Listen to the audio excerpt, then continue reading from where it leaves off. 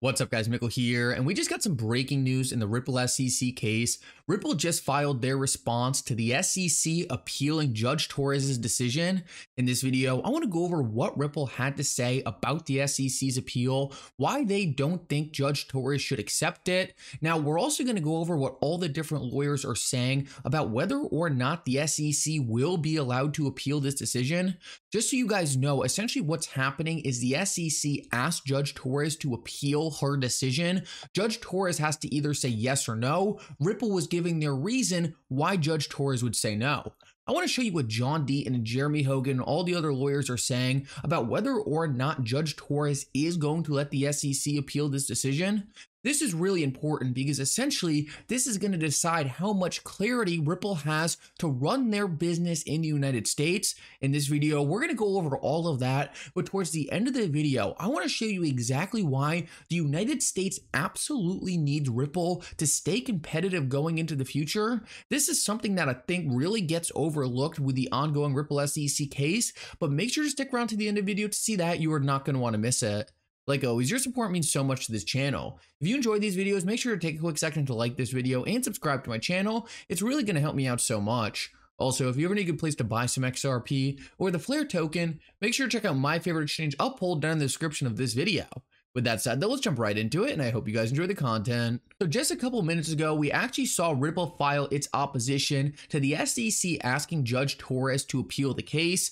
And just so you guys know, typically in a court case, you need to wait until the entire thing is over to appeal the case. The SEC is trying to appeal this case early in a process called an interlocutory appeal.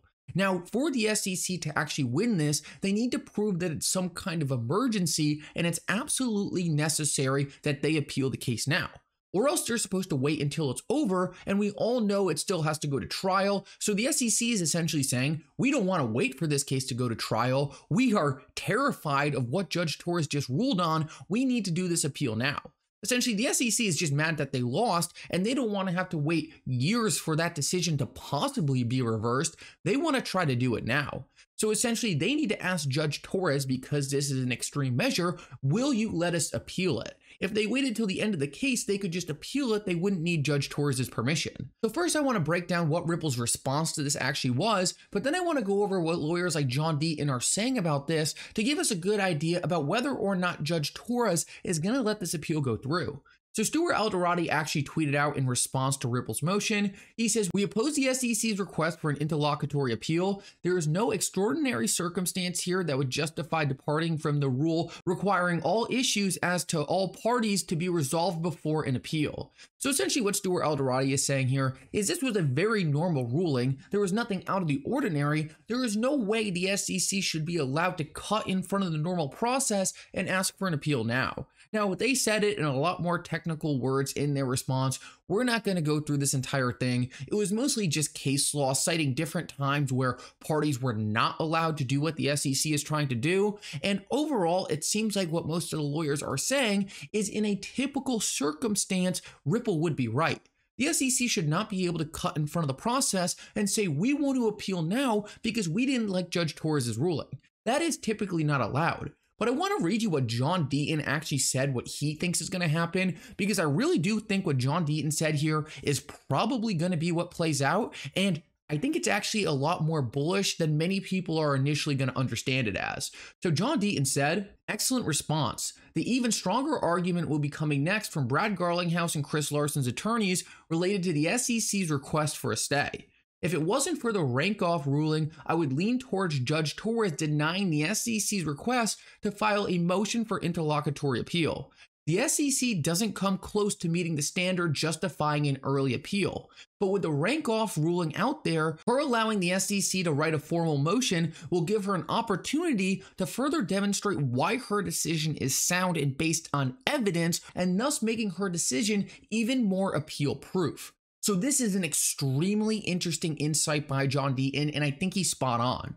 He is saying there is no way the SEC should be allowed to go forward with this interlocutory appeal because there's no extreme circumstances on why the SEC should be allowed to cut in front of the normal process. But what John Deaton points out here, and this is fascinating, is the fact that we just saw Judge Rakoff, and this is the judge in the Luna case where essentially he said he disagreed with Judge Torres.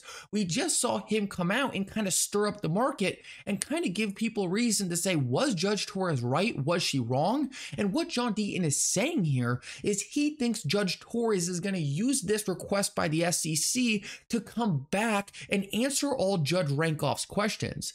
Essentially, Judge Torres is going to use this process by the SEC to actually punch back at them harder and get rid of any ambiguity around what happened in the Luna case. Now, if this happens, this would be massively bullish for Ripple, because this would mean that the biggest counterpoint that people are using against Judge Torres' ruling would be completely destroyed, and Judge Torres would get a chance to comment on it.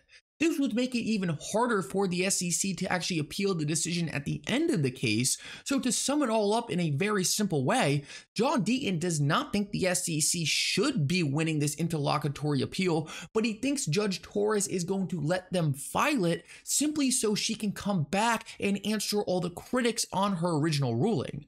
Now, this would be extremely bullish for Ripple's chances going forward on any other appeal.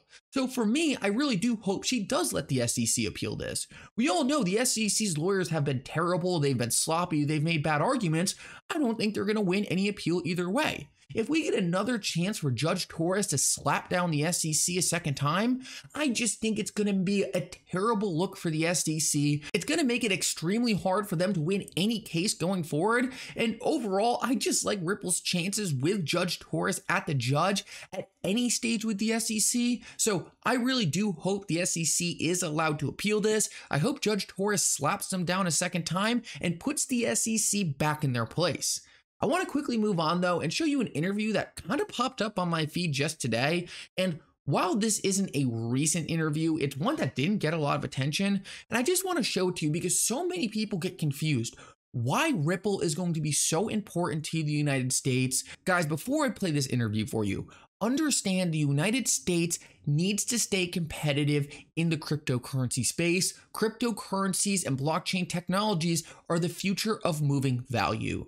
Other countries like China, as they talk in this interview, are going to have the government develop their own forms of these platforms. But this is not how the United States works. The United States always leverages the private sector, and I have not seen a single company or digital asset come even close to what Ripple has the power of doing in the United States. This is why the United States needs Ripple. Listen up to this interview, is just going to make it all the more clear. People's Bank of China is close to releasing a national digital currency and a government-run network to go with it. According to the People's Bank of China, the so-called China coin will enable cross-border money movement, will increase investment flows to the country, and maybe even bypass trade sanctions. So where is the Federal Reserve and the U.S. government in the national crypto race? And what would it mean for the private cryptocurrency tokens here in the U.S.? Earlier today, I sat down with Brad Garlinghouse, CEO of digital payment network Ripple, whose XRP cryptocurrency is one of the most widely traded. Listen to what he said. How do you view the news that China has completed this prototype of a China coin that's yuan-backed and is about to unleash some type of digital network? I think it should be a call to action for the U.S. So far, the U.S., I think, has been very actively looking at this, but we haven't yet seen leadership. If you go back to the internet 25 years ago, the fact that the U.S. was a leader in the foundational technologies that make the internet what it is today has been fabulous for the United States from a GDP point of view, from a geopolitical point of view. These are new, profound technologies, and the U.S. needs to be a leader in this space, and we need to pay attention to the fact that China has really leaned in here. Are we? Because if we look at our Federal Reserve Chief, Jay Powell, he has expressed skepticism about cryptocurrency. President Trump has expressed he doesn't much like the situation either, because perhaps they don't quite understand it or they feel that it's the Wild West. China and the People's Bank of China have harnessed this and are ready to put it out there. There is concern that this could put the U.S. dollar into jeopardy. What I would say to President Trump and Chairman Powell is we shouldn't paint all crypto with one broad brush. What I think you see in their comments is the kind of very general view that can crypto be used for illicit purposes?